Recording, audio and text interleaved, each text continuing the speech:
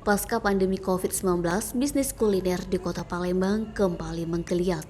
Pelaku usaha kembali melebarkan sayapnya membuka beberapa gerai makanan kekinian. Salah satunya yakni yang dilakukan putra pengusaha sekaligus tokoh masyarakat Palembang, Kemas H.A. Halim Ali.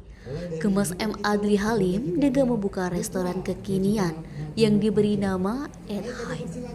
Restoran At Height mengusung konsep Japanese food yang beralamat di Jalan Seduduk Putih samping PTC Mall Palembang.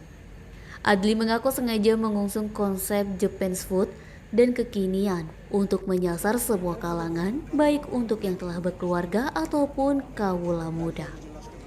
Restoran At Height menyajikan aneka makanan dan minuman kekinian yang saat ini sedang digandrungi. Seperti aneka dessert seperti es krim dan makanan ringan dari brand Macho Pacho. Lalu untuk aneka minum bekerja sama dengan gerai mutual. Untuk makanan khas Jepang seperti ramen, stick hingga sushi dari barang Hitokito. Restoran At Height menyediakan sejumlah fasilitas seperti ruang VIP, free wifi dengan kecepatan maksimal, serta sarana ibadah seperti musola. Fadli Sumik.co melaporkan.